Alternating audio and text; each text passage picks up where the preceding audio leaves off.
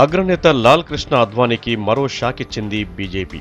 లోక్సభ ఎన్నికల్లో పోటీ చేసే అభ్యర్థుల మూడో లిస్టును రిలీజ్ చేసిన కమలం పార్టీ అందరికంటే ఎక్కువగా అద్వానీని బాధపెట్టింది. బీజేపీ పార్లమెంటరీ బోర్డు సభ్యులు, ఆ పార్టీ ఎన్నికల కమిటీ మెంబర్స్ సంయుక్తంగా సమావేశమై లోక్సభ బరిలో నిలిచే అభ్యర్థులపై మరోసారి చర్చించారు. 67 స్థానాలకు అభ్యర్థులను ఫైనలైజ్ చేశారు. ఉత్తరప్రదేశ్ వారణాసి నుంచి బరిలో దిగుతున్న నరేంద్ర మోడీని గుజరాత్ వడోదర స్థానం నుంచి కూడా లోక్సభ పోటీలో నిలిపింది. 16 ఏళ్లుగా గాంధీనగర్ ఎంపీగా ప్రాతినిధ్యం వహిస్తున్న అద్వానీ తిరిగి అదే స్థానం నుంచి పోటీ చేయాలని తెగేసి చెప్పింది. ఈ నిర్ణయం పెద్దయిన మరోసారి మానసిక వేదనకు కారణమైంది.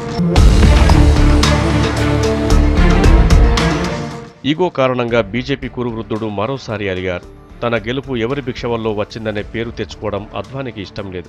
అందుకే గుజరాత్ గాంధీనగర్ నుంచి కాకుండా మధ్యప్రదేశ్ భోపాల్ నుంచి పోటీ చేయాలనుకున్నారు. కానీ పార్టీ ఎన్నికల కమిటీ అద్వానీ ఆకాంక్షకు విలువ ఇవ్వలేదు. సురక్షితమైన స్థానాన్నే అగ్రనేతకు కేటాయించిన ఆయన మనోభావాలకు అది విరుద్ధం. నిర్ణయాత్మక సమావేశాలకు మళ్లీ డుమ్మా కొట్టిన అద్వానీని ఆయన నివాసంలో సుష్మా స్వరాజ్, నితిన్ గడ్కరీ బుజ్జగించారు. గాంధీనగర్ నుంచి పోటీ విషయంలో అద్వానీ అసంతృప్తిని రాజ్నాథ్ సింగ్ కూడా వినిపించారు. తాజా నిర్ణయాలను ఆర్ఎస్ఎస్, సంఘ్ పరివార్ నేతలకు మోడీ వివరించి ఆమోదం పొందారు. అద్వానీని చల్లార్చే ప్రయత్నం ఎవరు చేస్తారనేది తేలాల్సి ఉంది. పలు రాష్ట్రాల్లోని నియోజకవర్గాలకు బీజేపీ తాజాగా అభ్యర్థులను ప్రకటించింది. అలనాటి బాలీవుడ్ డ్రీమ్ గర్ల్ హేమమాలిని యూపీలోని మథురా నుంచి, ఒలింపిక్ విజేత రాజ్యవర్ధన్ సింగ్ రాథోడ్ జైపూర్ రూరల్ నుంచి పోటీ చేస్తున్నారు.